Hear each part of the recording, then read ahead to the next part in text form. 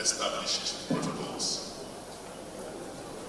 I'm indeed very delighted to welcome all of you guests and dignitaries to this high-level platform where African leaders and local leaders have gathered to have and hold very honest conversations on the state of our democracy on the continent, and also to discuss on the undeniable role of education in fostering Africa's growth and development. This is an auspicious moment for us to put education at the heart of our policy and investments as political leaders. Because, as you already know, the African Union declared 2024 as the year of education in Africa, precisely to refocus our attention on this very important issue of education. I want to appreciate the Goodluck Foundation for organizing this third edition of the Democracy Day Dialogue in Benin City, the heartbeats of Nigeria. I also use this opportunity to welcome our visiting African leaders who have come here today to share their insights, wisdom, and experiences on fostering democracy across our continent.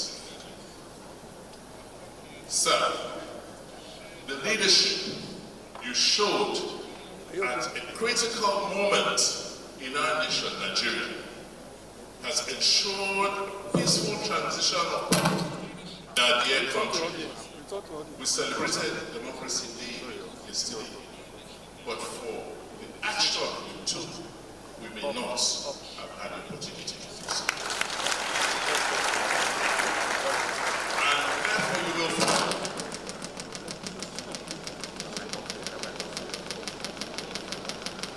sorry for that interruption. And you will all forever be praised in the annals of the history of our country.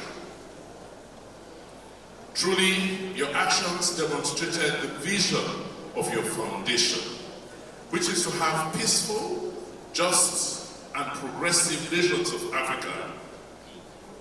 This is what we all aspire to. Africa is at a crossroad. We are blessed with a very youthful population. Over 400 million people on the continent are aged between 15 and 35. And these young people are yearning for opportunities.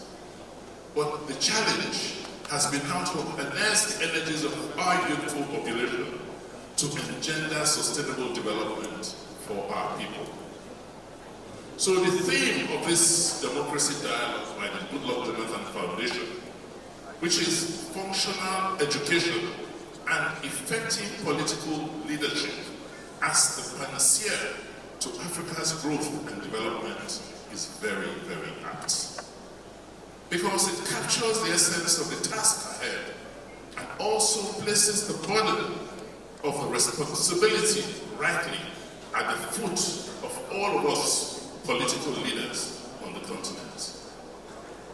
We, political leaders, are responsible for taking the decisions that will allow our children and young people to play their parts in enabling a more prosperous, peaceful, and just society. Your Excellencies, Your Royal Highnesses, ladies and gentlemen, the future is for Africa. And I say so because by the year 2050, 1 out of every 4 people on the planet will be African. Also, by 2050, 40% of all persons that are aged under 18 in the world, which will be over 1 billion children, will be African. By the end of this century, Africa's working age population will constitute 42% of the global total, which will be up from 40% in 2020. Therefore, the decisions we make on our continent will not only affect us, but affect the whole world in the near future. Technology is reshaping our world. Globally, nearly 25% of jobs will be disrupted by technology in the continent in the next 5 years. And by the year 2030, about 230 million jobs in Africa will require digital skills. Thank God, our young people are already showing us what they can do by capitalizing on technology and the digital evolution which is raging in Africa. So the big question is, what are we doing? We, political leaders, who are responsible for the progress of our people, are we doing enough?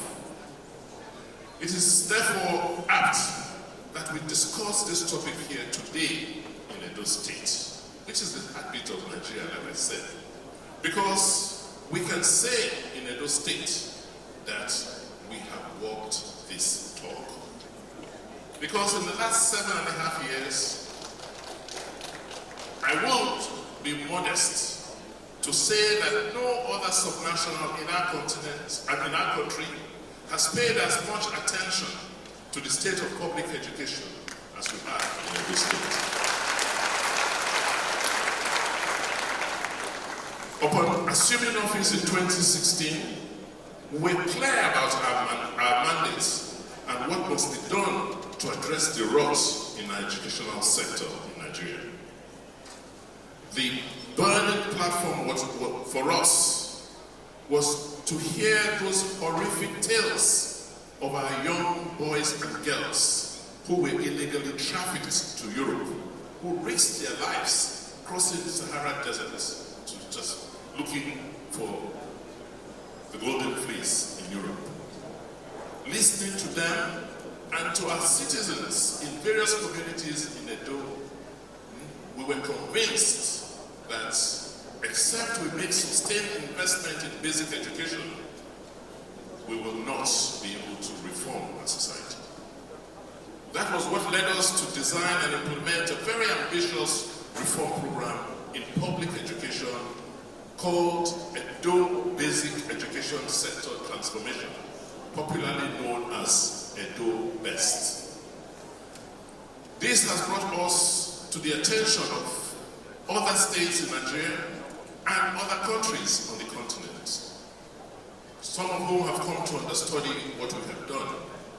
We have hosted teams from other states in Nigeria, from other countries in Africa like Rwanda, Sierra Leone, Gambia, and others, who have come to learn about our reforms. Our efforts with Edo Best brought us to the attention of the world, as I said, which has enabled us as a sovereign in Nigeria to be championed and placed among sovereign countries globally who are recognized for leadership in educational reform. Let me take this opportunity to specifically note the leadership demonstrated by the chairman of today's occasion, President Uhuru Kenyatta, under whose leadership Kenya was selected to be an African accelerator country, just like Edo State.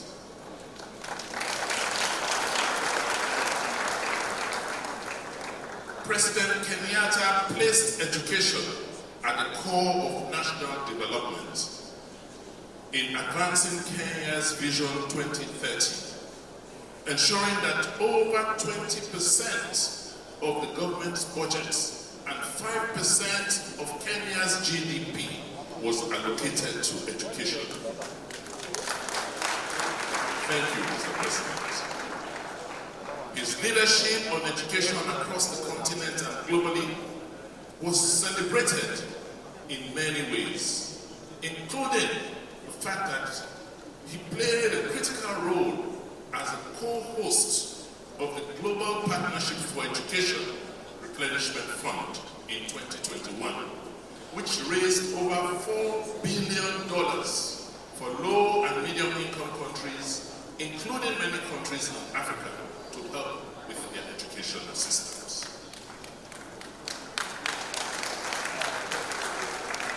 Kenya continues to reap the benefits of this commitment to education, as Kenya's educational outcomes remain amongst the highest on the continent, thus providing a basis for their growth. No wonder the President Goodluck Foundation thought it wise to invite him to Benin City to come and host and chair this event. For us in Edo, the independent assessments have shown that the learning levels of our children are now at par with the learning levels of growing middle-income economies, around 70% of learning levels in advanced economies, which is to say, our children in Edo State today are now able to read and have numeracy skills that is almost 70% compared with any child of their age in advanced countries. I would like to thank all guests who are present here today, who have traveled from far and near, to engage in this stimulating conversation here in Edo State. I enjoin all of you to bask in the cultural offerings of our ancient city of Benin. Please, take out time to visit cultural sites, particularly a bronze casting sites on the Gold Streets and other cultural heritage sites which we have in our state. Once again, I wish you all very, very fruitful deliberations as we now open today's proceedings. Thank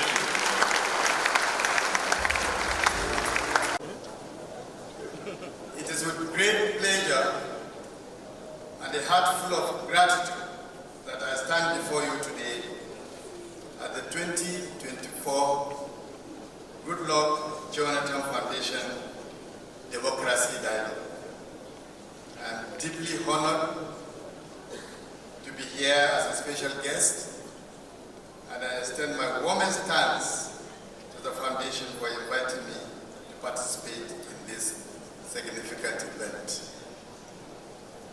As we gather here in the historic city of Benin, the heartbeat of Edo, I am reminded of the vibrant spirit and rich heritage that our nation holds. This event themed functional education and effective political leadership as a panacea to Africa's growth and development touches on subjects that are not only close to my heart, but are also critical to the future of our great continent.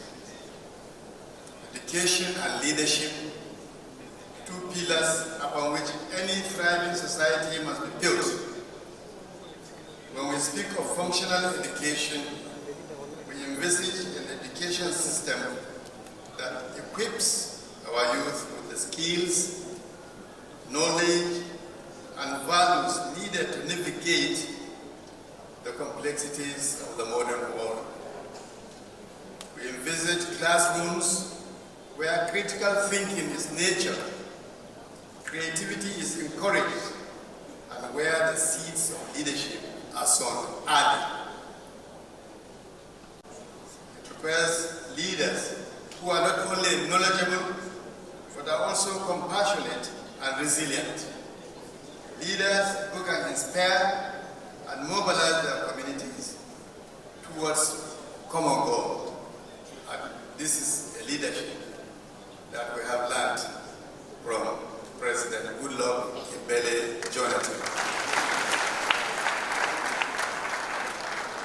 As we embark on this one-day dialogue, let us do so with a generous spirit.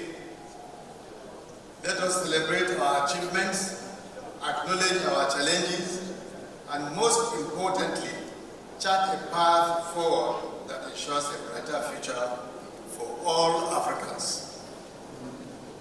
In closing, I would like to express my profound gratitude to the Goodluck Foundation for its unwavering commitment to fostering democratic ideals and promoting sustainable development across Africa. I'm not surprised. It's a very young foundation, but it competes with foundations that have been old in this country, Africa, and the world in general. Congratulations. Your work is an inspiration to us all, and it is a testament to the power of education and leadership in shaping our future. Thank you, and may this dialogue be fruitful and impactful. Together, let us build a future of which we can all be proud of. God bless my boss, President Goodluck, Jonathan. God bless you. God bless the Federal Republic of Nigeria. Assalamu alaikum. I want to thank His Excellency, our former President, Jonathan, who literally conscripted me to be part of this event. And also thank the Foundation for the invitation to participate in this event. How can it be? Obviously, as the Minister of Education, the person wearing the hat on behalf of the country this time around, not to be part of this very, very great and epoch-making event.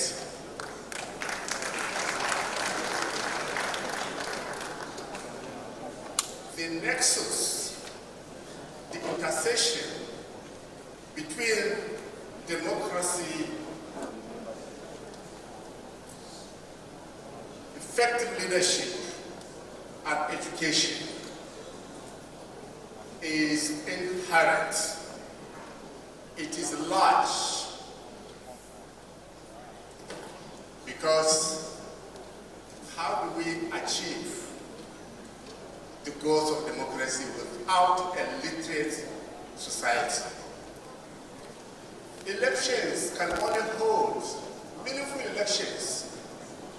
The process towards having leaderships can only be meaningfully put in place through people who are enlightened. How do they know the character and personalities of those who will be elected?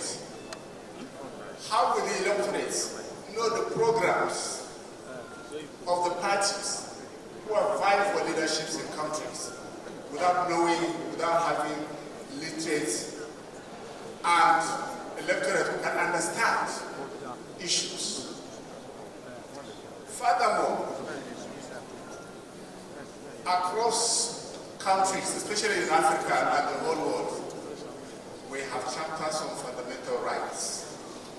We have chapters on policies that will govern governance. These are not self-executing. They do not implement themselves. These are implemented by people who are elected to provide governance. So these are all the requirements, they are prerequisites for democracy to have meaning in any country. That's why sometimes when I participate in programs that discuss the importance of education, I wonder, because it's so inevitable that to humanity that we have to take it as given. Now, in our own case in Nigeria, as I said, it is part of our constitution that education up to this basic education level at secondary school is compulsory and free. But again, as we said, achieving it depends on the effective by those who are elected for that purpose. Now, in our own case, we have come to terms with the twin challenges of literacy, numeracy, and quality education in Nigeria. We've had plans upon plans over the years, education plans, development plans, geared towards achieving all these goals. As a state that is running programs for results, that is our accelerator state. And from the conversations I've had with the governor since yesterday, I have been particularly pleased that we have a model that is already working. Congratulations, Your Excellency. And I also have been very happy because in the last 2 weeks, 3 weeks, when we were at the Ministers of Commonwealth Education Conference and World Education Conference, the situation in Kenya, the achievements in Kenya were narrated to us, both from Africa and across the world. And we saw that our vision for education in Nigeria is squarely on that, which is to take reforms and education to the basic education level. So what we have done, what's coming up now, is that we are going to track, we are going to have a census of all our schools, all our teachers, and all our learners in Nigeria. And then we will be tracking the learning progress of every learner in this country, from primary school until they finish their school. Secondly, we are also bringing in skills into the education system, from primary school right through all the other levels, because the skills will address all the problems about literacy, illiteracy, and then empowering them, giving them the ability to connect with society and the economy. Teachers are the center of developing everything, every policy in education.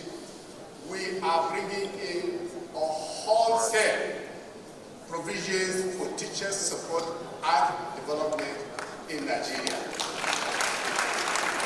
And furthermore, the issues of out of school have been a big problem for us all. Earlier on, it was mentioned 10 million Nigerians are out of school. That figure is still not known.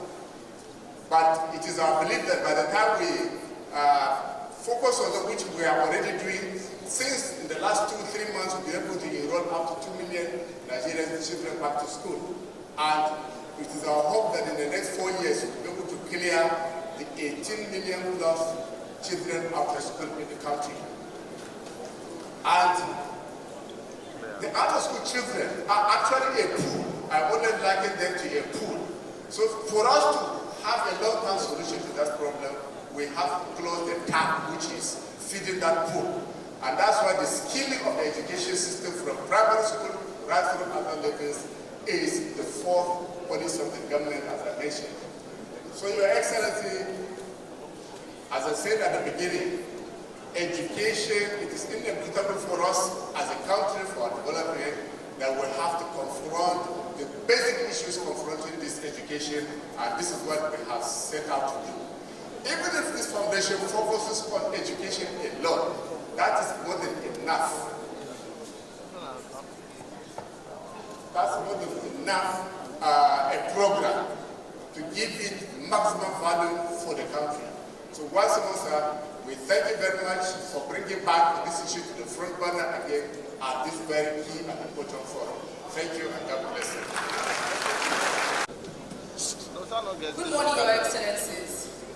Please permit me to stand on the already established protocol. Thank you to each and every one of you for being here with us today. We are very pleased to be able to welcome those of you who have been with us for a long time, and for those of you who are just joining us for the first time. This year marks 3 years of holding our annual Goodluck Jonathan Foundation Democracy Dialogue with the theme Functional Education and Effective Political Leadership as a panacea for Africa's growth and development. We are very proud to be able to host it today here in the ancient city of Benin with all of you.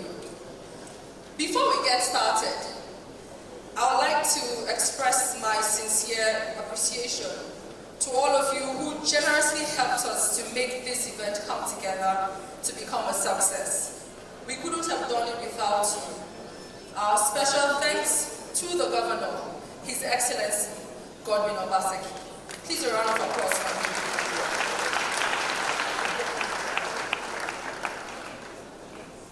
The quest for solutions to Africa's governance and democratic challenge is indeed in line with the Foundation's very mission. As a foundation, we understand that peace, security, good governance are critical for the achievement of the sustainable development on the African continent. And in that regard, over the past 9 years, the Foundation has actively explored opportunities for strengthening democratic governance across the continent. Since its inception, we hold this democracy dialogue yearly to appraise the continent's democratic journey toward ensuring that our democratic politics and governance are more deliberately and strategically underpinned with a developmental ethos, vision, and practice. Education has been identified as a fundamental means for the state to empower its citizens. Scholars have long argued that a healthy democracy requires an educated, politically engaged citizen. The consensus is that for any state to achieve accurate and meaningful development, priority must be given to quality education. And in echoing the words of Nelson Mandela, education is the most powerful tool or weapon which you can use to change the world. Indeed, education serves as a transformative force, fostering economic development, societal progress, and individual empowerment, as functional education goes beyond just the normal classroom education. And so, therefore, in Africa, the significance of education cannot be overstated. To comprehend the importance of education, it is pertinent for us to examine the current state of our education in Africa.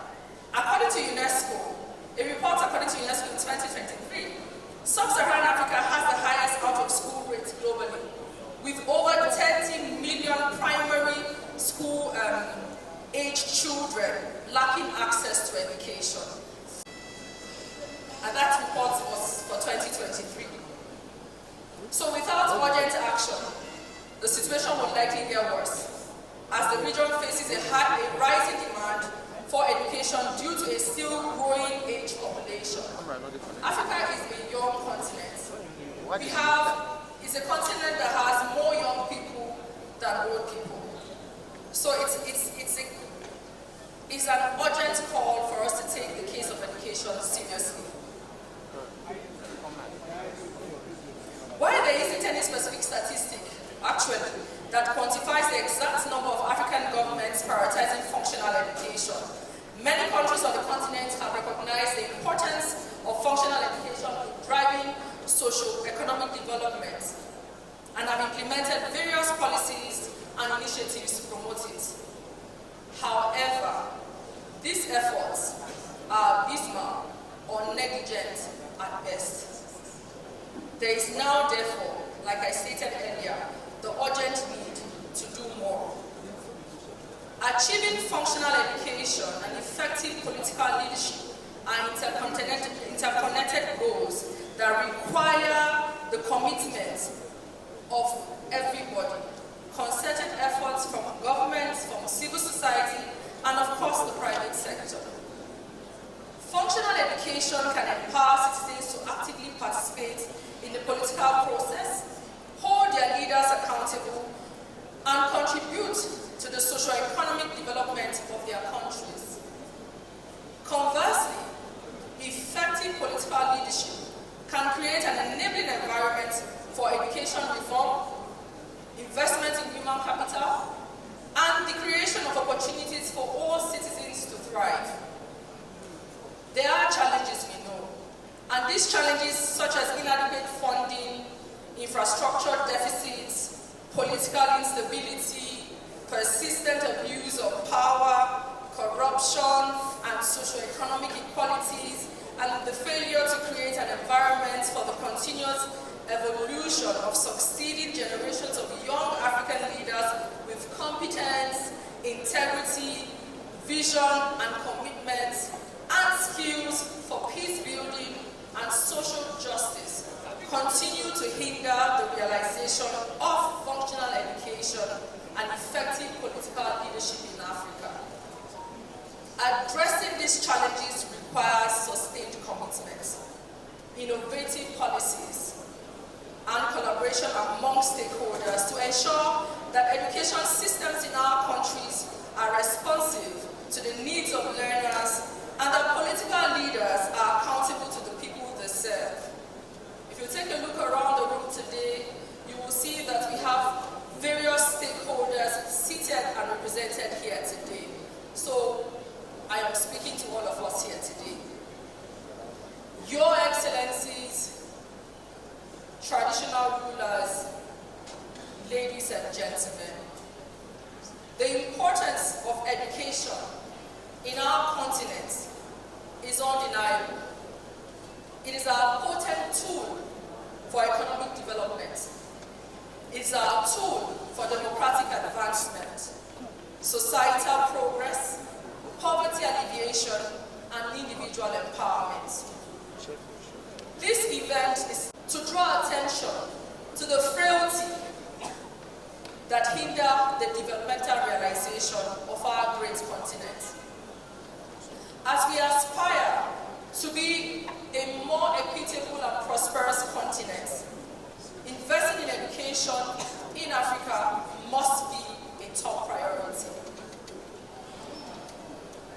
We at the Goodluck Foundation hope that at the end of today's deliberations, we will be able to develop consensus on the urgency for prioritizing quality education and structural leadership recruitment for advancing growth and development in Africa. Once again, a very warm welcome to each and every one of you for finding time out of your very hectic schedules to be here with us.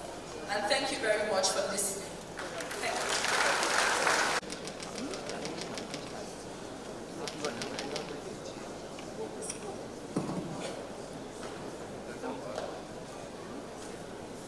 Let me begin by saying that I'm deeply honored and humbled to be invited by my brother and friend, the former President of Nigeria, President Goodluck Jonathan, to participate in this forum. Indeed, education and the leadership agenda is one that is very close to my heart, and I believe to all our hearts. And this is because we must never be allowed to fall by the wayside as we build our African continent, a continent that each and every one of us calls home. It is said that when you give a man a fish, you feed him for a day. But if you teach him to fish, you have fed him for a lifetime. Education is the lifeline for our children to sustain themselves in the ever-challenging and changing global landscape. As leaders, our mandate is to ensure that the vision of our nations, as well as our continent, can be fulfilled, and indeed, it is possible to achieve a better future for our continent. It is not possible to achieve a better future for our continent without significant investment in education and the correct capacity building. The African continent today finds itself at a very critical position as far as history is concerned, we must recognize that the discussions we have in this session will shape the future of our continent. Because as a continent, today, we are faced with several challenges that are great impediments to our progress. This, however, should not stand in the way of our transformative agenda of change. And that transformative agenda is anchored in education and leadership. In Kenya, we made deliberate efforts to preserve the continuity of education through various developments for the sake of our future. We continue to dedicate resources to stabilize remote regions, to build schools and post educators so that the literacy gap between urban and rural centers could be closed. We introduced free primary education so that no child would be left behind in the formative years of their development. During my tenure, my government intentionally set aside funds and heavily invested in education-based infrastructure. We built classrooms across the country, and already existing classrooms were further improved to enable them to accommodate more students, and this we did in collaboration with local leadership and communities. We went further to establish community-based management schools, where community-based organizations and parent-teacher associations played a critical role in mobilizing resources and managing schools, as well as carrying out an oversight role. This ensured that our children did not have to travel far to get a good education. As a government, I initiated the 100% transition from primary to secondary level education. This meant that all Kenyan children who left primary school would find a place in a high school in order to continue with their education.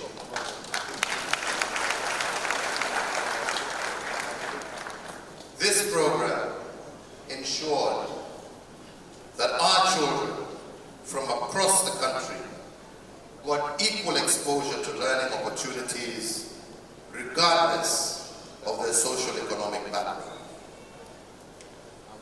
To further even the playing field, we invested considerably in the digitization of the education sector. Digital literacy was a key priority for Kenya to ensure that our children were not left out of the global village. ICT laboratories and centers were set up by government to enhance learning environments and digital literacy.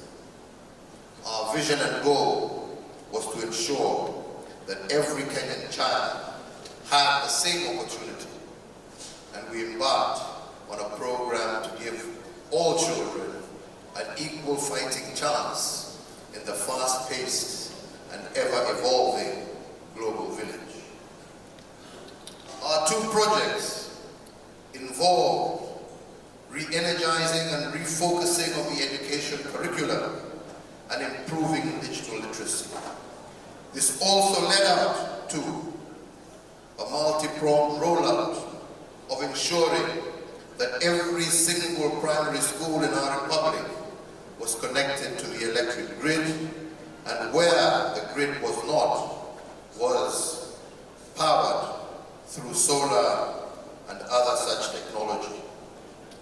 To achieve this, and also to further enhance our digital program, every government-owned primary school student was to receive a tablet to breach the gap of digital literacy between urban students and children in rural areas.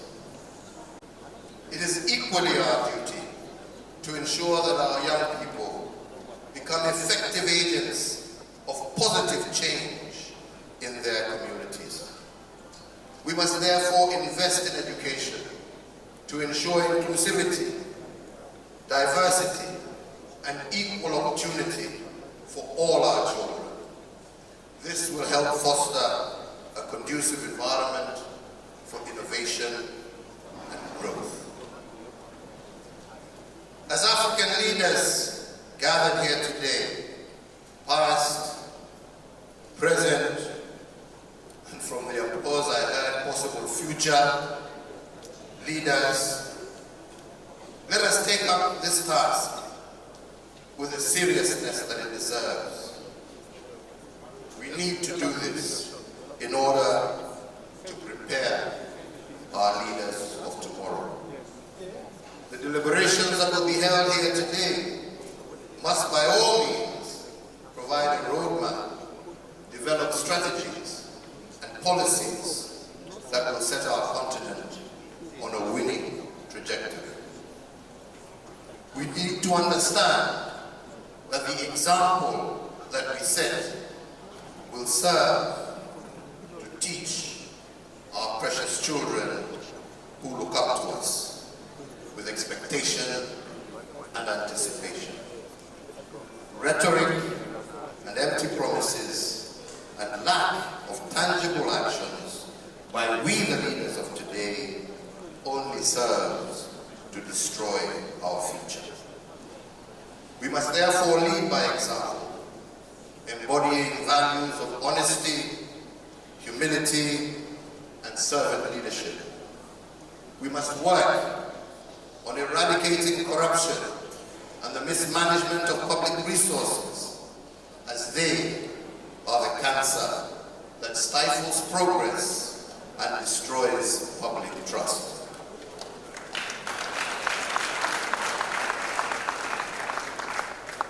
The composition of this audience today comprises highly educated men and women who have sought wisdom from across the globe for the benefit of our beloved continent.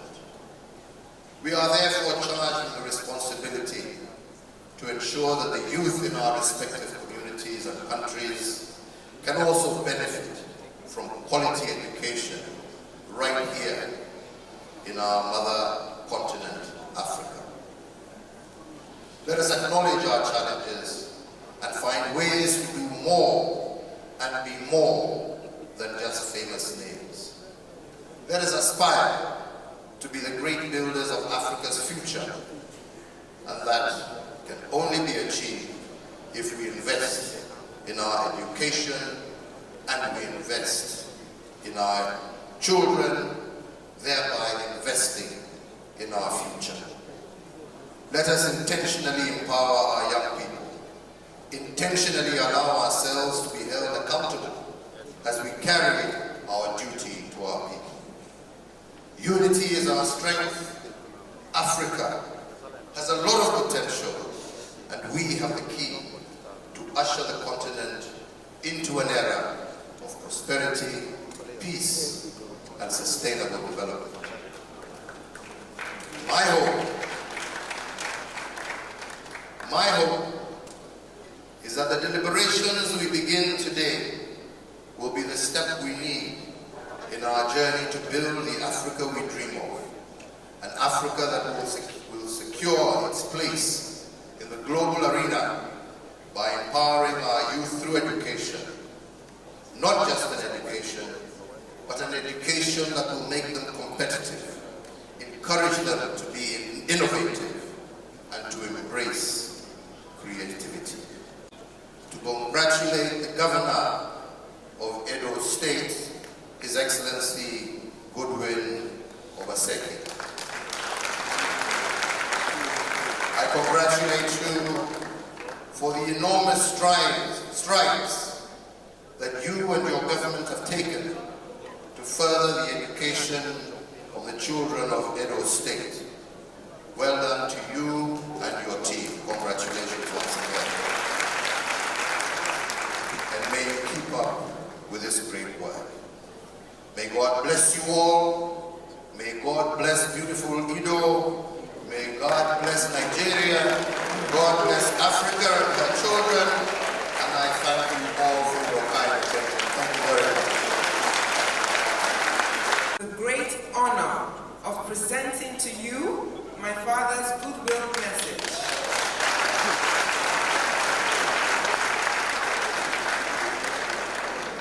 And I read, goodwill message delivered by His Royal Majesty Omonoba Nedo Ukwa Kolokolo, EY II, CFR, Oba of Benin, on the occasion of the Dr. Goodluck Foundation Democracy Dialogue held on Thursday the 13th in the ancient city of Benin, Edo State. It is with great pleasure that I welcome His Excellency Dr. Goodluck Ebele Jonathan, GCFR, former President of the Federal Republic of Nigeria, and other distinguished guests to the ancient city of Benin on the occasion of the Democracy Dialogue organized by the Dr. Goodluck Jonathan Foundation. I also heartily welcome all other participants to this ancient city. The decision to host this important event in Benin City is of particular delight to me. It is a practical demonstration of the regard His Excellency Dr. Jonathan has always shown to the good people of Edo State, even during his tenure as President of Nigeria. I recall with fond memories my time as Nigerian ambassador before and in His Excellency's government, especially the courtesies he accorded to me during my service years under his government. Democracy Dialogue being hosted today by the Dr. Goodluck Jonathan Foundation coincides with the period Nigeria celebrates its Democracy Day on the 12th of June. The theme of this year's dialogue, functional education, effective political leadership as a panacea to Africa's growth and development, speaks appropriately to the gap in the leadership recruitment process in Africa, which can be best filled with citizens who are well educated and positioned to offer effective leadership for the growth and development of the African continent. Without mincing words, Dr. Goodluck Jonathan is an exemplar of the kind of leadership which fits into the theme of this dialogue. Against the usual norm in Africa, Dr. Jonathan demonstrated his good breeding, patriotism, and statesmanship when he willingly conceded victory to the opposition during the presidential election of 2019. This singular decision averted what would have been a major calamity in the country resulting from the election, thereby strengthening the democratic consolidation process in Nigeria. As the resource persons and participants deliberate at this year's dialogue, I wish you all fruitful outing. I urge the Foundation to sustain this dialogue to the further deepening democratic values of the continent.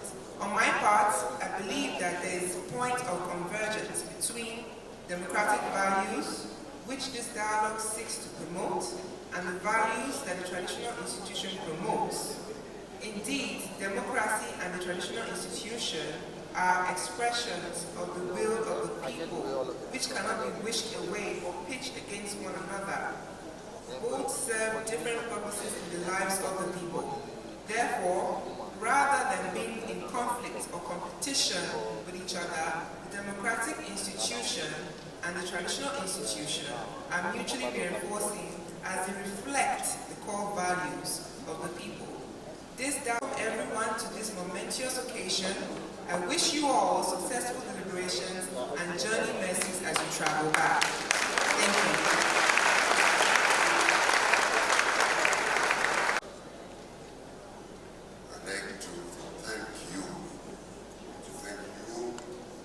For inviting me to attend this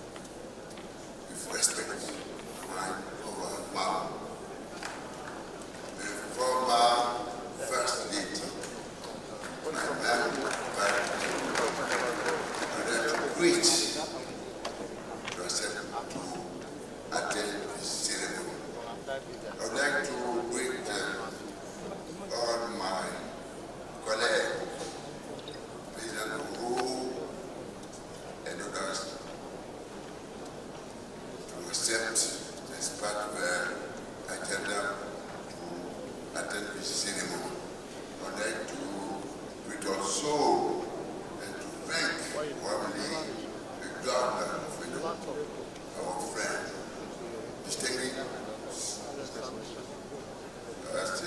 friends. I would like to thank you, all of you, ladies and gentlemen. I would like to just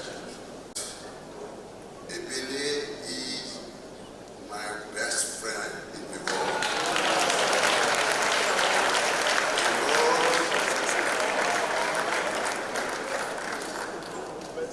Because our destinies are crossed since we were at the top of our two states, the Nigeria and Benin Republic. I told him that I used to tell him and to tell to the other president of Nigeria that Benin is the 37th state of Nigeria. We were ninth, and we continue to be ninth. It's why we are. I thank you very much. I'd like to greet also Mr. Members, my sister, and the others of the foundation. Thank you for what you are doing to support my friend, because the international legitimacy of the foundation now is known by everybody in the world. I repeat, Elohim, he knows me, the president of Benin. He is a humanist. For Africa 2063, what we want where stability, security, and shared governance reign. We can achieve these without education, which is a lever for democracy and economic development. I welcome this initiative of the foundation, whose international legitimacy is now established. Thank you, dear friend, Jonathan. Thank you, Moon, the former First Lady. Thank you to the staff of the foundation again. Allow me to share some thoughts on the importance of this day. As leaders, we have a responsibility to ensure that our education systems are inclusive, equitable, responsive, and local realities. A functional education is what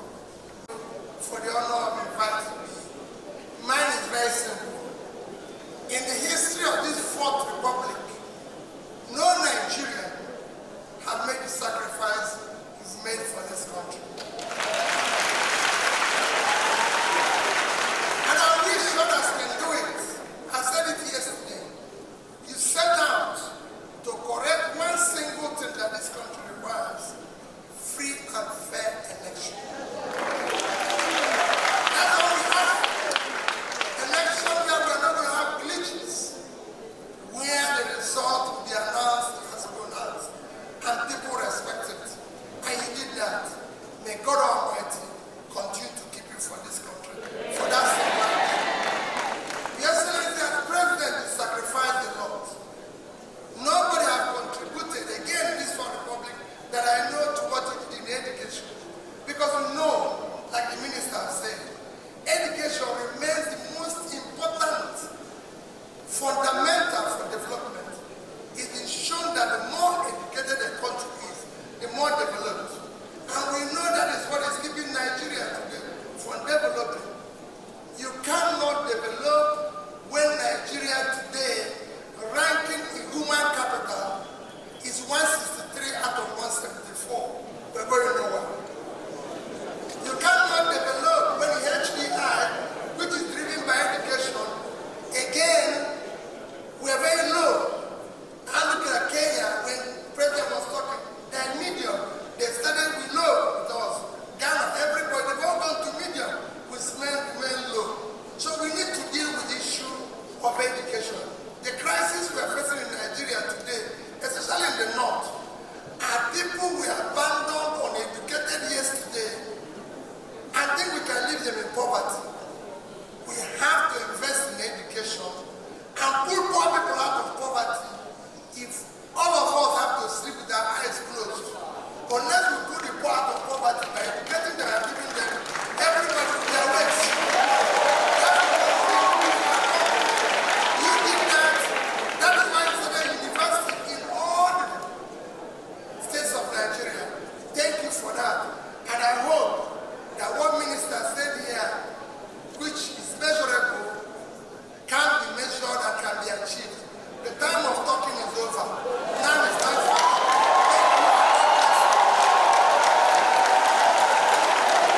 I'll mention a few examples rapidly in a rather random order because my time is highly limited. Let's begin again with the United Kingdom, the home of the great industrial revolution that changed the world. The country that conquered ancient Benin. In 1897, although Benin was extremely advanced, in 1897, the British were able to come to this sacred ancient city and conquer it because they had advanced in knowledge and they had made better weapons than the weapons of Benin. They had made better weapons than the weapons of China. So in 1839, they were able to arrive in China and take over Hong Kong. And create the Opium Wars because they had advanced beyond the rest of us. So you ended up with the British Empire. Why? Because the technology was more advanced. Now, how do you get advanced technology? The answer is idea number 2. What is idea number 2? As much as you must educate all children, you must also set up special schools for the most gifted and the most talented children.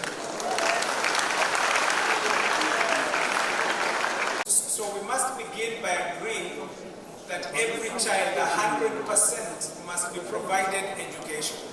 So that is premise number 1. 100% of all children must be provided education. This is a human right. It's part of the 1948 Declaration of Human Rights.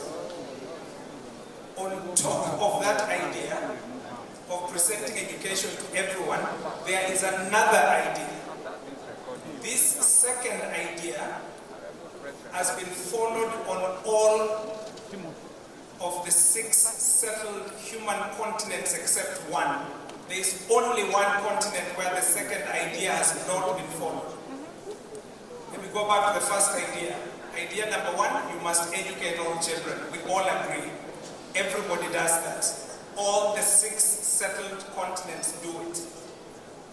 When you move to idea number 2, there is only one continent that does not do it, and that is Africa. So if you have wondered about the following, if you have wondered why all African countries must import foreign companies to build our roads and railways, all African countries must import foreign companies to mine our minerals, all African countries must import foreign experts to tell us where the minerals are, even when the minerals are behind your house. All African countries must invite foreign companies to refine our minerals. All African countries must invite foreign companies to generate our electricity. All African countries must invite foreign companies to run and establish our telecommunications. All African companies export raw materials instead of manufactured materials. All machinery in Africa, all advanced electronics, everything that we admire is imported. If you want to reflect on why, it's because we are the only continent that does not implement idea number 2. We're all implementing idea number 1, which is education for all children. But there is idea number 2. This second idea, which the UK, the great home of the Industrial Revolution, established 900 years ago when Oxford University was established, and 800 years ago when Cambridge was established, is an old idea. The idea is more than 900 years old. And this is the idea that there is nothing undemocratic. There is nothing undemocratic about acknowledging that God in his wisdom made some people 6 feet tall and some people 5 feet tall. God in his wisdom made my brother, and this is a true story, a mathematician. He did not make me a mathematician. If I sit in the same class as my brother James, I cannot compete. If you take me to the same training camp as Kipchoge, as any Kipchoge will not benefit because I will bring his ability to run down. And I will not benefit because I will die, even though both of us are runners. If you take me to the same football academy as Mbappe, Mbappe's standards will come down and I will die in the field because I do not have the same talent as Mbappe for football. This second idea is the idea that in thinking about leadership and democracy, we must take into account the fact that God created diversity. God created people like my brother James, who can do a lot of mathematics very rapidly. God created people like my brother, my new brother from another mother, Professor Emeka, who speaks 9 languages while I speak only 3. Okay. Professor Emeka was a close friend of mine. He's from this country. He never went to secondary school because his parents had no money. He never went to undergraduate. He went straight from primary school to postgraduate in the United States of America and has a PhD in computer science.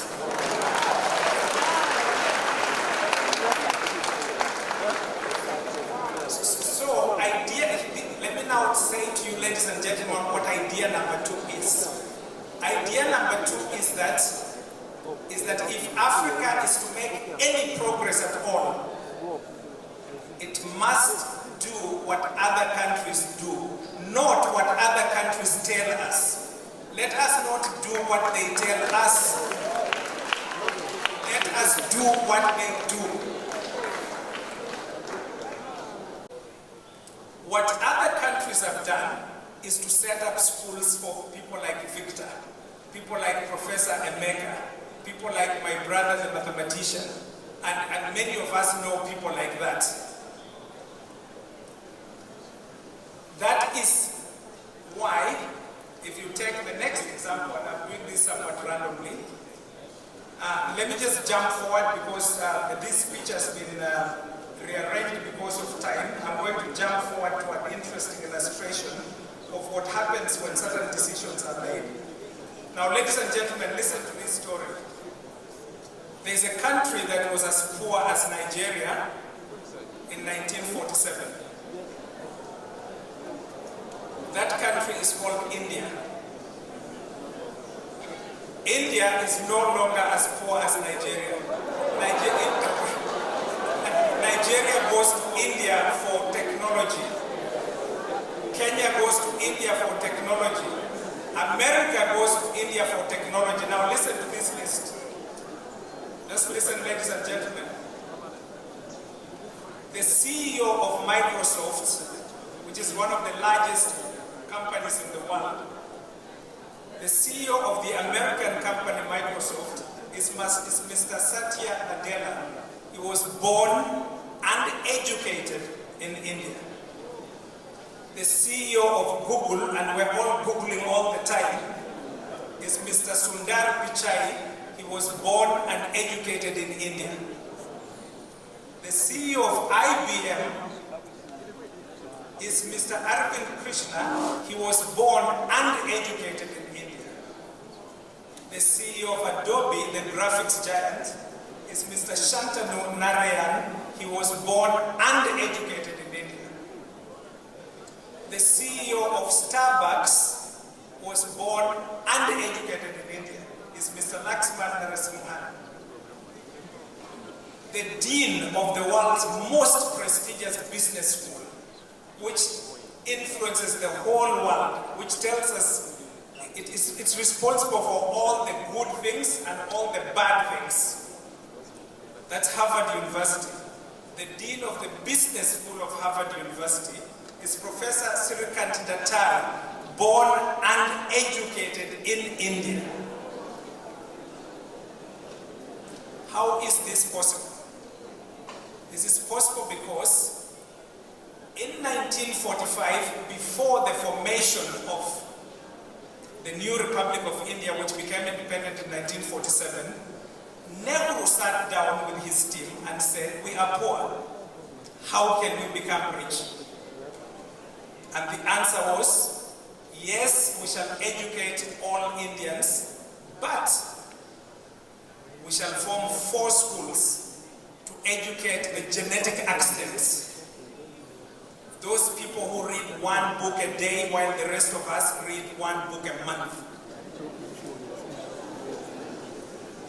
People like my friend Okafo, whom I met at university in America, he had come from Enugu. Okafo arrived having memorized all of Nelcon. For those of you who remember the physics text Nelcon. Okay.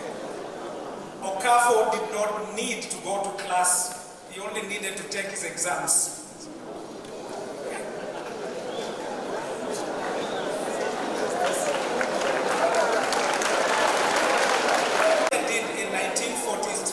In its discussions, and then implemented in 1947, is they created schools for Okafo, while we let Okafo stay drunk, because he cannot sit in our ordinary classes, they are too poor. He knows more than the teacher.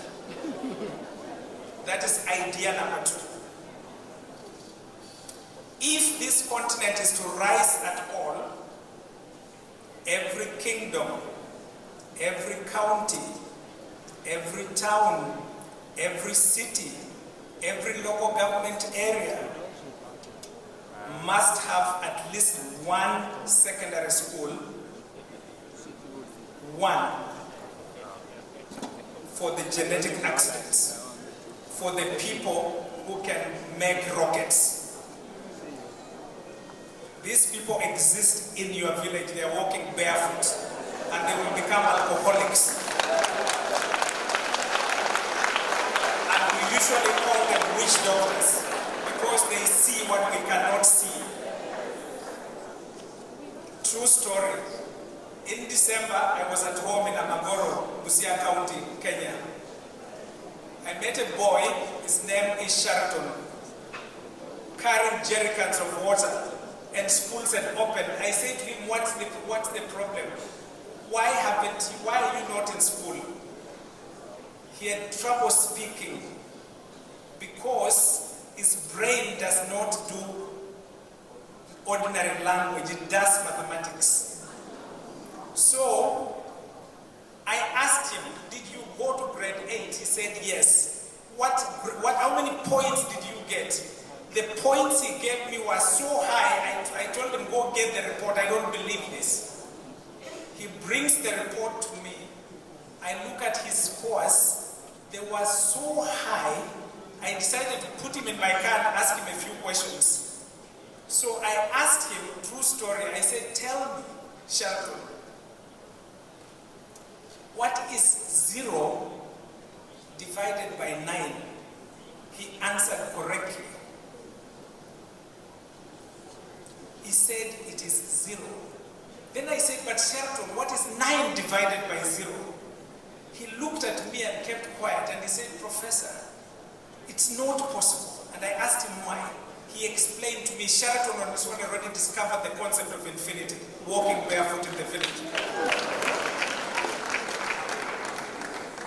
I immediately took Sheraton and paid fees to go to one of our high schools. He arrived late 2 days before the exam. He had the highest score in mathematics on arrival. When he came back for the holiday a month later, I met with him at the library. I asked him how was school. He said to me, it's too easy. So I asked him, what are you doing currently? He said, oh, I'm very happy I discovered a book here. So I asked him to show me the book, Calculus. He's in grade, what we call in Kenya Form 1, grade 9. Ladies and gentlemen, all the continents of the world have implemented idea number 1, including Africa. There is only one continent that has not implemented idea number 2. It's Africa. If this continent is to rise at all, and I'm repeating myself, every town must have a special high school for the most gifted children. And those children will come from the poorest families and the richest families. This is democracy. This is how you live. Let's mention a few statistics. Now, these statistics, for thoughtful Africans, you will need some whiskey tonight. It will be difficult to sleep. There are 3 organizations in the world that rank universities. And these are the Times Higher Education ranking of world universities, the QS ranking of world universities, and the Shanghai Academic ranking of world universities. According to these 3 ranking organizations, and by the way, how do they rank? The ranking is based on 1, research productivity, 2, the ratio of students to professors, 3, number of patents produced, 4, endowment dollars, how much money does the university have, 5, selectivity, how selective is the university. Based on these rankings, our continent, which has 1.5 billion people, 54 countries, not one of our universities appears in the top 100 universities in the world. Not even the University of Cape Town. The University of Cape Town was among the top 100 until we took over the control of South Africa. It's no longer among the top 100. Now listen to this, ladies and gentlemen.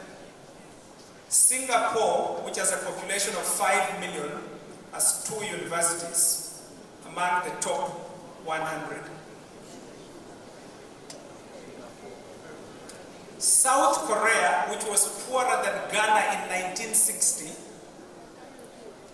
has 5 universities among the top 100.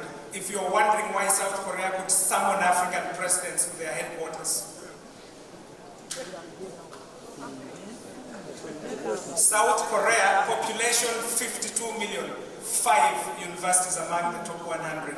That is why you end up with Samsung. That's why you end up with LG. That's why you end up with Kia. That's why you end up with Control. That's why you end up with a GDP of 1.7 trillion. while Kenya's GDP is only 113 billion.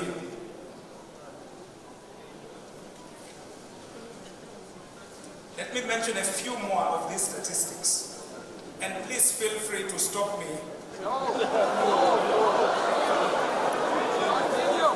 Now listen to this, and you can double check it on your phone later. The World Intellectual Property Organization, which registers inventions, and remember we're standing in Benin, in this city, 2,000 years ago at the time of the birth of Jesus Christ, Africans had discovered iron. They were smelting it in Benin. 2,000 years ago. 500 years ago, right here in Edo, people discovered how to mix copper with tin to make bronze.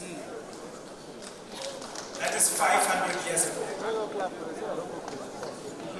Today, we are discovering nothing.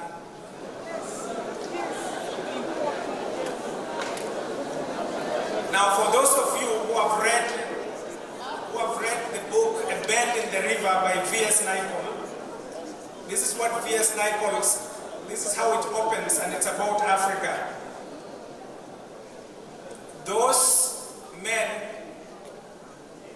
who allow themselves to become nothing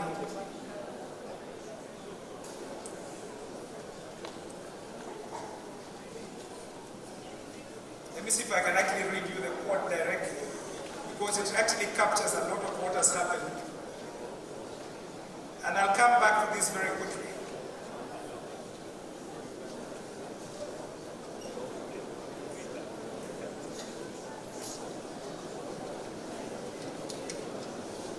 And if I don't find the quote, I will somehow pull it out of my head in the next few seconds.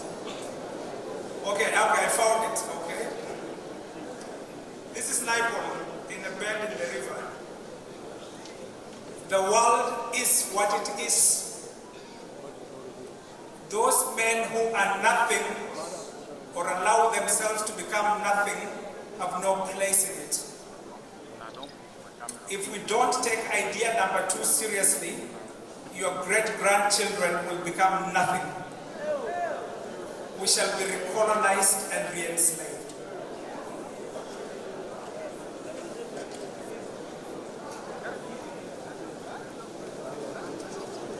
Let me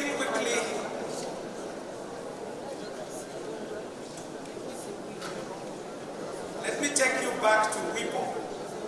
And I would rather actually read it directly. And if I can't read it directly, I'll pull it out of my head somehow.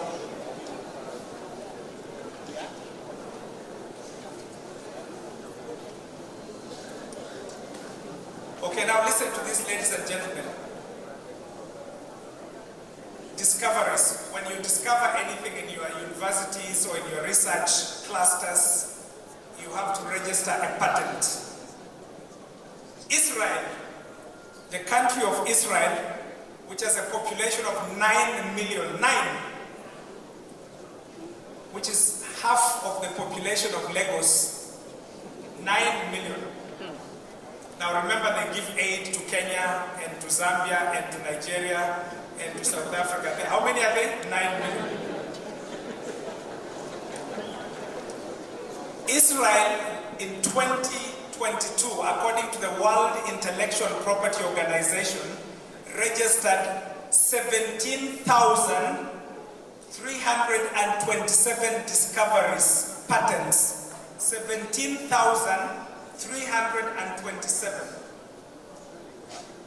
Nigeria, with a population of over 220 million, registered 16.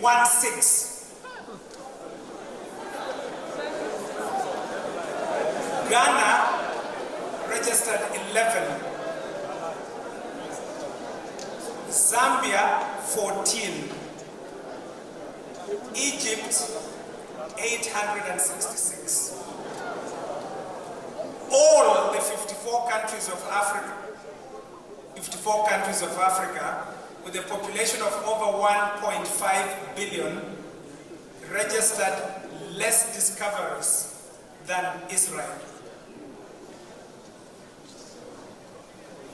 All of us together cannot compete with 9 million people. 9.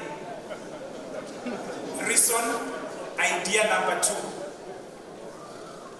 When it comes to research publications in science and technology and other fields, the whole of Africa has only 2%.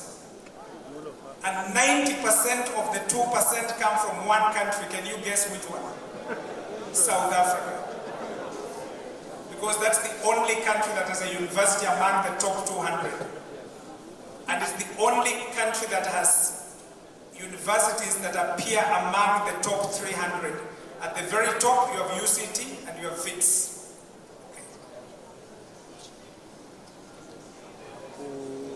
I will stop very soon.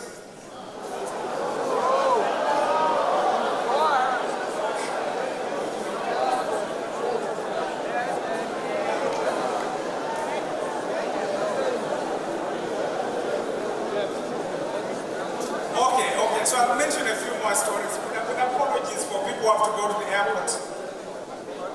I will mention a few more stories with serious apologies. Let me jump to something else.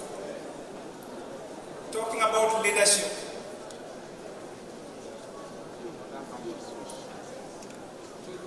The United States of America, which is a democracy and a champion of free markets, is heavily subsidizing semiconductors for artificial intelligence and technology. Heavily subsidizing. Literally giving billions of dollars to companies. You give the company money, okay? That is free markets in the United States.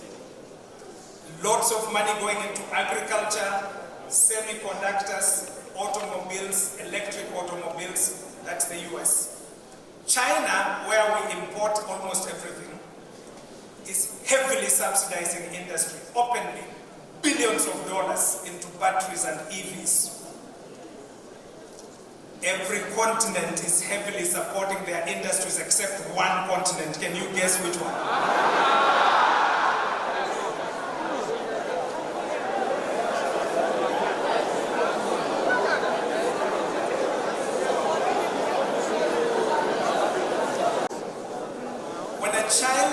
When children are trying to understand the world, and by the way, almost every child is born very curious, always asking questions.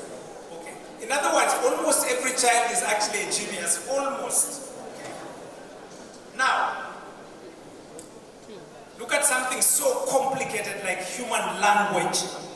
By age 2, our children can speak a human language. That's how bright they are. But there's a second language that every child has to be taught, and it's a slightly more difficult language. That language is called mathematics. Now listen to this. God in his wisdom made 7 continents. One of the 7, which is Antarctica, people don't live there permanently. So there are 6 left where we can live. There's only one continent out of the 6 where you take people who know 0 mathematics to teach in grade 1, 2, and 3. Can you guess which one?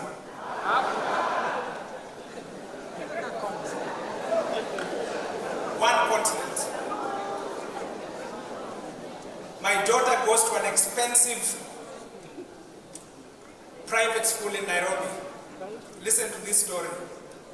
When it's time for French, I remember when she was in grade 3, at the time for French, they would bring in a French teacher because there's an understanding that the class teacher doesn't know French, which is true. At the time for music, they would bring in the music teacher because there's understanding that the class teacher doesn't know music, which is true. At the time for the most important thing on earth, which is mathematics, she would be taught by her classroom teacher who knows 0 mathematics. And that is at the best schools in Nairobi. The math teacher comes in grade 4 in Africa. This is the only continent where children meet a math teacher in grade 4. There is no other. If you have ever wondered why our scores in mathematics are very low, in Kenya, only 10% of our children ever pass mathematics. I have the data from the Kenya National Examination Council. 10%. In Zambia, mathematical proficiency is 2.5%. Reason, the math teacher appears after you have given up when you're in grade 4. Now, is that math teacher physically present at the school? Yes. But it hasn't occurred to anyone on this continent to bring the math teacher to grade 1. And this is the age of STEM. This is the age of artificial intelligence. Good luck.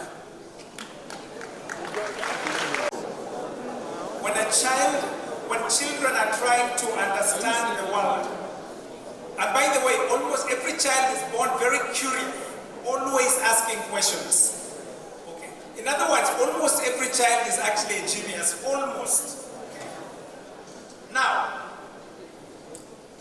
look at something so complicated like human language. By age 2, our children can speak a human language. That's how bright they are. But there's a second language that every child has to be taught, and it's a slightly more difficult language. That language is called mathematics. Now listen to this. God in his wisdom made 7 continents. One of the 7, which is Antarctica, people don't live there permanently. So there are 6 left where we can live. There's only one continent out of the 6 where you take people who know 0 mathematics to teach in grade 1, 2, and 3. Can you guess which one?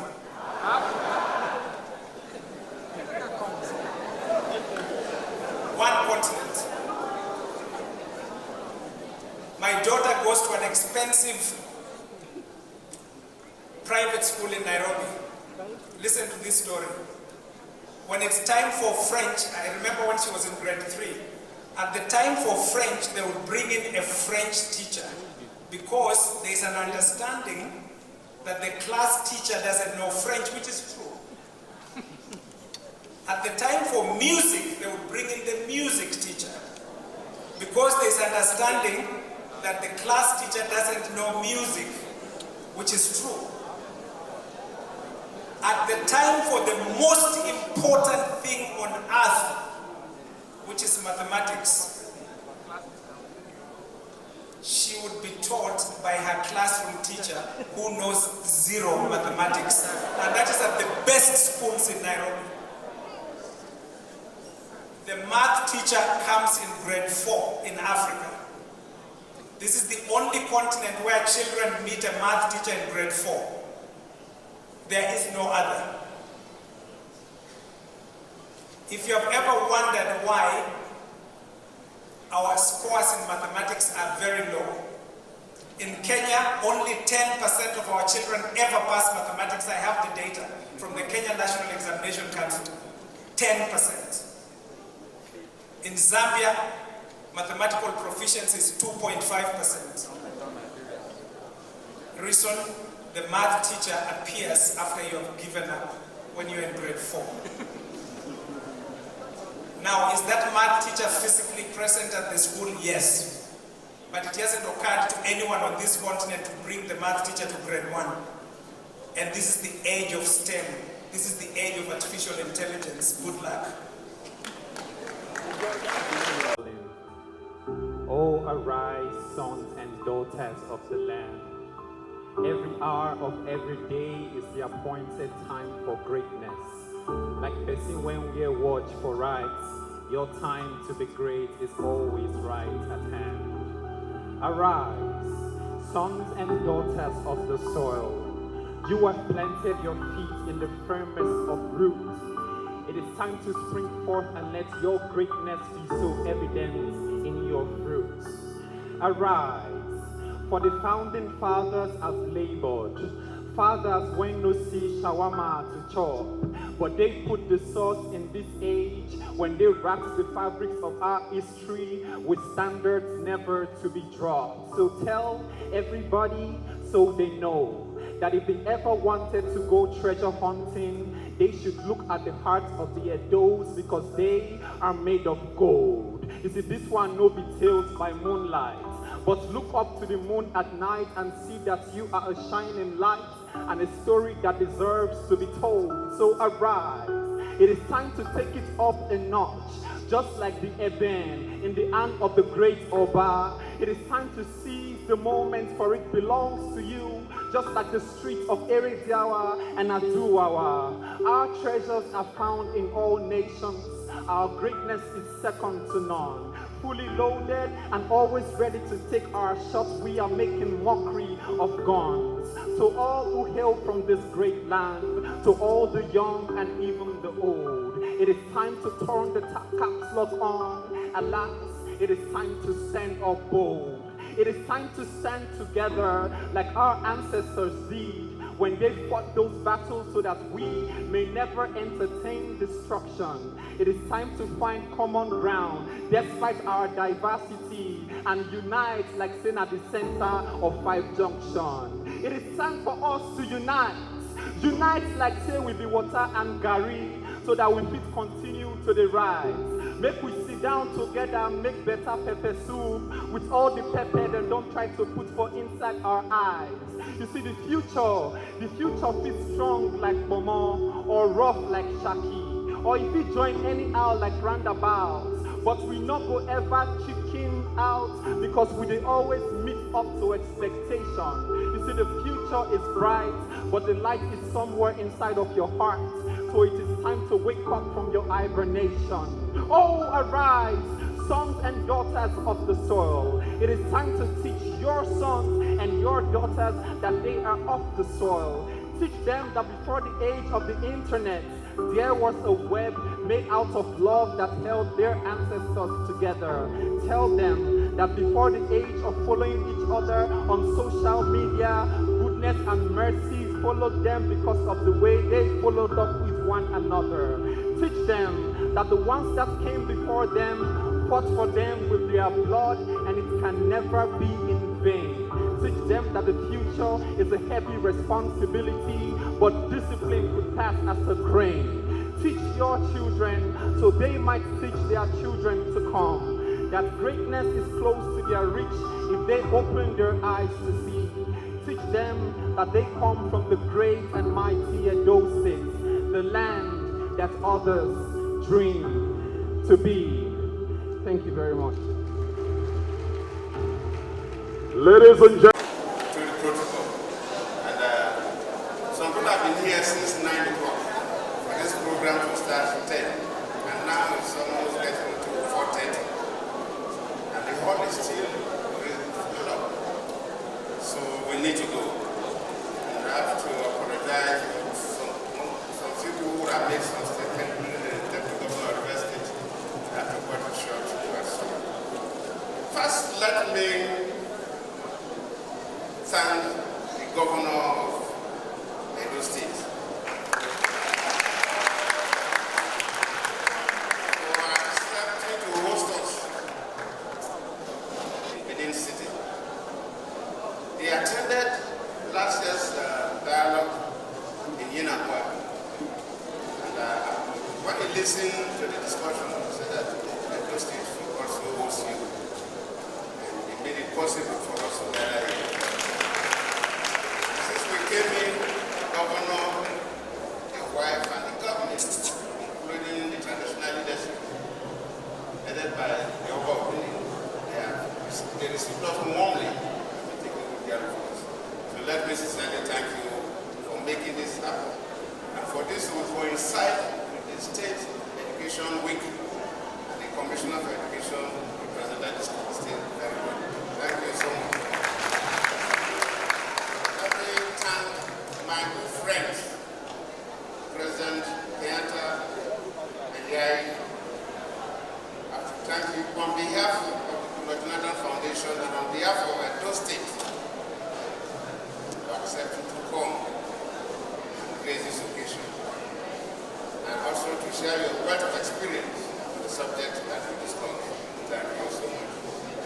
I have to thank the Vice President of Zambia for coming as a discussant, and my Vice President, Sam. Thank you. We appreciate it. Because of time, I don't want to elaborate my position. And let me thank the Honorable Minister of Education. Thank you for coming. We wrote a letter to you because of the nature of the topic, but it was not really in the program to come. And when we met yesterday in the State House, I said, okay, Mr. President, I will come. Thank you so much. All the people who spoke, the discussants, and the moderator, let me not waste much time by going through their names. I will thank you for the sharing of knowledge. I listened to you very attentively. The High Commissioner, thank you so much. When we met and I said, look, we have this program, and we want to get an idea about how Indians, what happens that Indians are leading technology now. Indians are leading social intelligence. Can you get somebody to come and share your experience with us? And so I'm coming myself. We came and listened to you. I have to thank all of you. I don't want to make a speech because there's no time. But I only request the Honorable Minister of Education, the keynote speaker. Let me thank the keynote speaker. I almost forgot Professor Wike. I think you listened to him, and I was quite pleased that you didn't even want him to stop. I am the Chancellor of Cavendish University in Uganda, and he is the Pro-Chancellor and Chairman of Council of Cavendish University in Uganda. And one of the convocation ceremonies during the dinner, myself and Mike Ogadomi also accompanied me there to share ideas about how Africa can change, how can we move like other nations. And they shared his own perspective, and it was so interesting. And I said, one of these days, the Governmental Foundation will bring this as one of the key points and bring you to share your experience with others. I will listen to you. I'm quite pleased. You separated education into two. Everybody is doing one. If everybody must do one. But we say that if we continue to do only that one, we will not move our society to the direction we want. And we feel that we should also look at the two. I mean, we get a lot of examples. So, Honorable Minister of Education will get the paper from Professor El-rufai, get the full 45 minutes paper, not the one summarized. And I agree with you that one of these years, one of the next National Council on Education, that you meet with the commissioners of education across the country, with the heads of education parastatals. You people should discuss that. I really want us to just listen to it, ask questions, and walk away. Share to the commissioners and heads of educational parastatals, and you people should take 1 or 2 hours and discuss that. I'm saying so because I totally agree with him. Maybe I may be thinking wrong. And let me use myself as an example. The moderator mentioned what I did as a governor by access. I was there for about 1.5 years, not quite 1.5 years, only 5 months, some weeks. Then when I went to the center as the president, what I did, when I was the governor by access, I felt that I must make sure that all the primary schools and secondary schools get to the level where they can offer qualitative education to every biotech. I cannot compromise with that. And also look at the quality of the teachers teaching at the primary school level, and I felt that some of them we need to review. And we decided to build a school we call retraining institute, not to award certificates. But if you are to be a teacher in the biological system, the primary school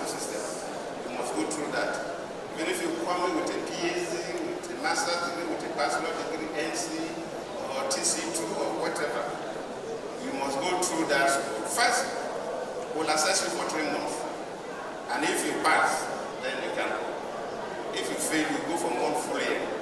We will not sack you because you have already been employed by the government, but then we must make sure that we prepare you to give out something.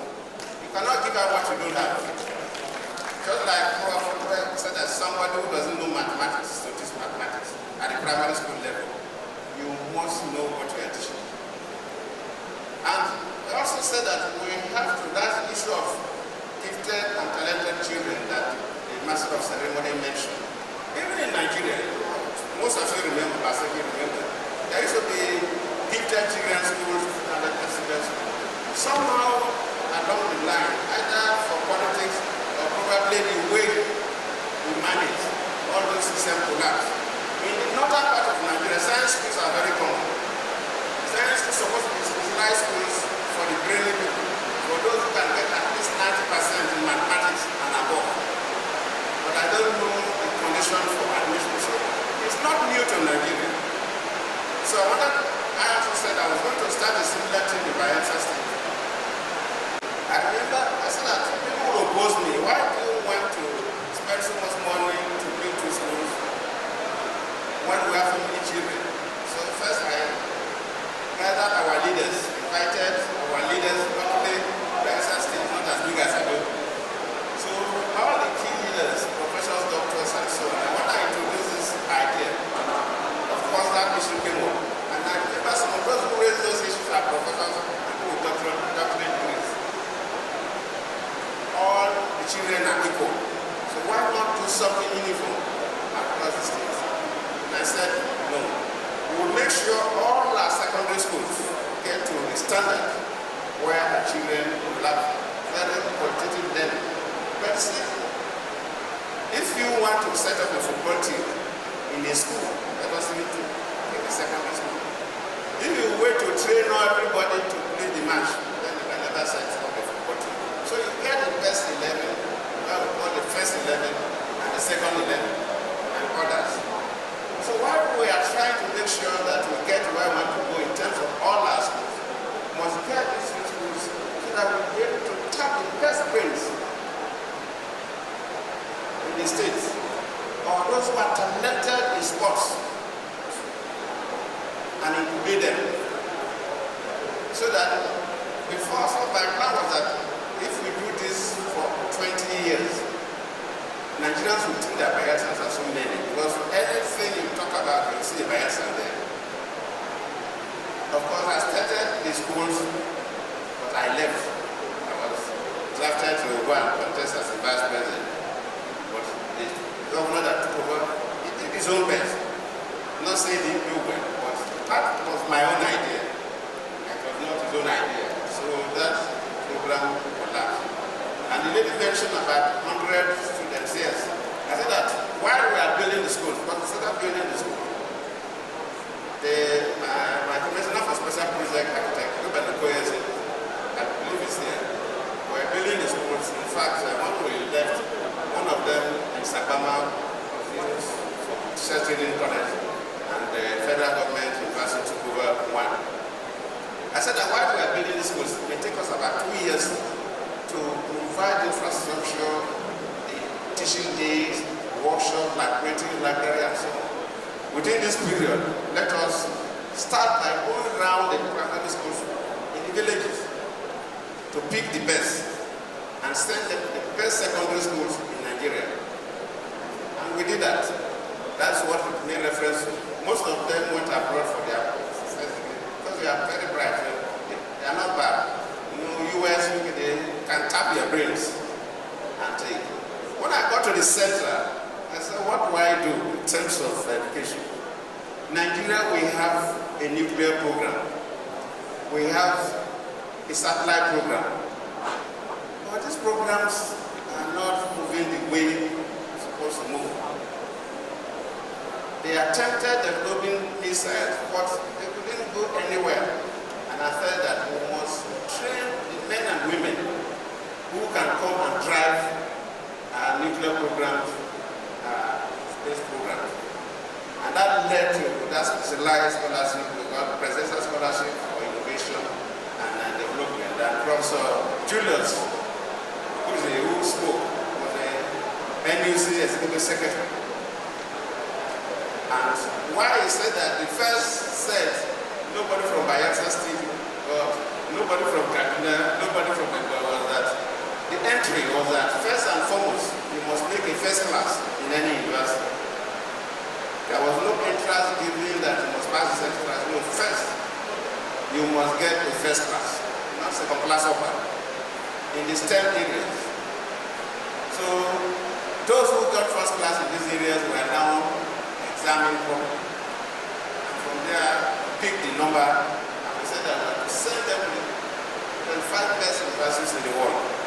And we wanted to run that program, and I said that if we run that program for maybe 10 years, we will get the competent scientists that can come and drive. That is what President made reference to the NUC, actually Secretary General of NUC also made reference to. So I believe that we can move forward. We may not get those kind of schools in every community, because those, what Professor Trump described as genetic accidents, those people are few. They are not too many. If you get those kind of schools in every community, you may not even have the resources to fund them, and you may not even have the students to fill up. But I believe every state can review this properly and see what we can do. How do we tap our best brains and encourage them? I remember when we had to send 100 people out to the best secondary school in Nigeria.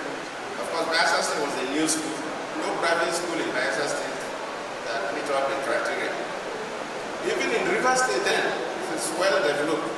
As at that time, no private school in River State met up our standards. It's only schools in Abuja, Lagos, Ibadan, then best school in the state. Because we wanted the best, and we invested. And some of them, almost all of them, have done exceptionally very well. So states may not necessarily do the same thing. And I know some states have special schools. I think when Governor Dixon took over, he also established a special school in Bayelsa State. Though I don't know the criteria for admitting it. But if there's a special secondary school, then it must be used for a purpose. And states can do that. But then this is to be modified. I remember for the universities, Julius mentioned that I established 12 universities. Actually, we established 12 conventional universities. We decided to make sure that every state that does not have a federal government-owned university will put a federal government-owned university. And there were 12 states within the 5 years that I was president when we took over that had federal government-owned universities, and we established those 12 universities. But in addition to those 12 universities, we established the Maritime University in Delta State. We also established a medical university in Benin State. If you add that, it's actually 14. They will make sure that the police college in Kano also should award degrees like NDA. So if a young man after school starts and go to the police college, by the time you're leaving, you're either a lawyer or engineer or an economist or an accountant or whatever. So by the time you retire from the police, you have something that you can live on. We believe that just like the acting executive secretary said, we really need space in our universities for the teeming population of Nigeria. We want everybody to be well educated, but while making sure that everybody gets the education we want to, let us also see if the second option from unwise people also work. Let us see if we can get those people who are described as genetic accidents and incubate them and see what role they can play in terms of moving us forward, especially these days of artificial intelligence. So I have to thank all of you for being here the whole day, from 10 till 4:30, going to 5 p.m. People are still here. So on behalf of State, on behalf of the Governmental Foundation, I thank all of you, thank all the speakers, and we hope that when we call you again, you also come. Thank you all.